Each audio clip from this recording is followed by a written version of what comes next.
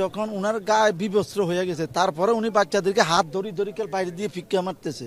উনি তারপরে উনি পইরা গেছে, এরপরে আরেকজন উন্না দিয়ে উনারে পেঁচাইয়া বাইর করে নিয়ে গেছে। অনেককে বাঁচাইছে, অনেক ছাত্র, অনেক শিক্ষার্থীকে উনি বাঁচাইছে, ছোট ছোট বাচ্চাদেরকে বাইর করছে। উনার গায়ে আগুন, উনি সব পুইরা গেছে। এরপরে উনি যতক্ষণ তার জ্ঞান ছিল ততক্ষণ বাচ্চাদেরকে ধাক্কায় বের করছে। পরে উনি পইরা গেছে, নিজে পইরা গেছে। রাতের 11টায় মারা গেছে উনি। মাসুমা ম্যাডাম খুব ভালো ছিলেন, উনি স্কুলের দুইজন, জি, একজন কোঅর্ডিনেটর, জি। অনেককে ওনারা দুইজনের কোনো নিজেরা বাঁচতে পারতো, বাচ্চাদেরকে থুইয়া ওনারা যায় নাই। বাচ্চাদেরকে যথেষ্ট চেষ্টা করছে, যে ফাঁক পাইছে ওই ফাঁক দিয়ে ভিক্ষা মারছে, বাইর করিয়া দিছে।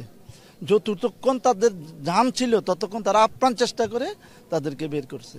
অন্যান্য দিনের মতো আজও ক্যাম্পাসের শিক্ষার্থীরা এসেছেন, কিন্তু সেই প্রাণচাঞ্চল্য ক্যাম্পাস মাইলস্টোনের সেটি কিন্তু আর নেই। সবার মুখেই, চোখে মুখেই শোকের ছায়া। সবাই এক ধরনের স্তব্ধ, কারণ সবাই তার স্বজন, সহপাঠী, বন্ধু, ছোট ভাই, ছোট বোনকে হারিয়েছে, এবং সেই অভিভাবক এবং শিক্ষক এবং শিক্ষার্থী তারাও কিন্তু এই ক্যাম্পাসে এসেছেন, এবং সবার চোখে মুখেই কিন্তু এক ধরনের ঘোর কালো অন্ধকার। কারণ গতকাল এই সময়ও যে সকল শিক্ষার্থীরা এই মাইলস্টোনের ক্যাম্পাসে বা ক্লাসরুমে যারা ক্লাস করেছে, যারা এই মাঠে খেলাধুলা করেছে, সেই শিক্ষার্থীগুলো কিন্তু কেউ আজ মৃত্যুর সাথে পাঞ্জা লড়ছে হাসপাতালে। অনেকেই তার শেষ নিঃশ্বাস ত্যাগ করে পৃথিবীর মায়া ত্যাগ করেছেন, জীবন দিয়েছেন। তো সেই জায়গাগুলোর কারণেই কিন্তু আমরা দেখতে পাচ্ছি যে সকাল থেকেই অভিভাবকরা এসেছেন ক্যাম্পাসে, অভিভাবকরাদের পাশাপাশি শিক্ষকরা এসেছেন। শিক্ষকরাও কান্না করছেন, কারণ তারাও বলছেন যে এই যে শিশুগুলো মারা গেছে, যে শিক্ষার্থীগুলো মারা গেছে, এগুলো তারা তাদের সন্তানের মতো। সেই সন্তানদের তারা হারিয়ে তারাও শোকে স্তব্ধ।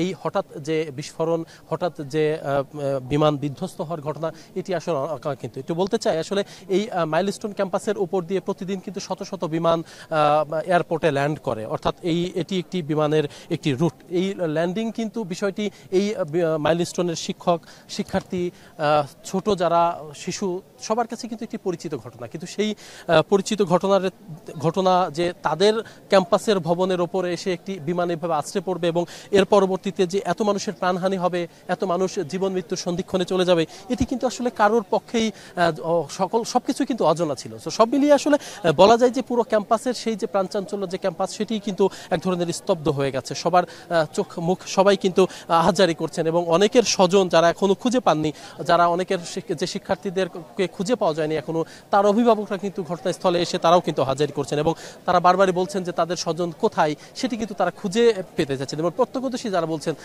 তারাও আমাদেরকে জানিয়েছেন যে এখানে কিন্তু সাথে সাথে যে বিমানটি বিধ্বস্ত হয়, সাথে সাথে কিন্তু আগুন ধরে যায়, এবং আশপাশে এই আগুন কিন্তু আশপাশের ভবনের যে ক্লাসরুমগুলো ছিল সবখানেই ছড়িয়ে পড়ে, এবং সেই আগুনের দগ্ধ হয়েই কিন্তু এই শিশুগুলো মৃত্যুবরণ করেছে এখন পর্যন্ত আমরা যেমনটি জেনেছি। এবং এর বাইরেও কিন্তু এই মাইলস্টোন ক্যাম্পাসে যারা শিক্ষার্থী রয়েছেন তারা কিন্তু একটি দাবি জানাচ্ছেন যে এই দুর্ঘটনার সঠিক মৃত্যু, নিখোঁজ এবং যারা আহত সবার সঠিক তালিকা প্রস্তুত করা হোক, এবং যারা নিহত হয়েছে, আহত হয়েছে, তাদের ক্ষতিপূরণ সহ 6টি দাবিতে কিন্তু এই শিক্ষার্থীরা গত রাতেও বিক্ষোভ করেছে। আমাদেরকে জানানো হয়েছে কিছুক্ষণ পর তারা আবার এই একই দাবিতে তারা বিক্ষোভ করবেন। এবং সব মিলিয়ে আসলে এই যে শিক্ষার্থীরা সবাই কিন্তু এক ধরনের ক্ষুব্ধ, নানান কারণে তারা ক্ষুব্ধ হয়েছে, পাশাপাশি তারা শোকাহত।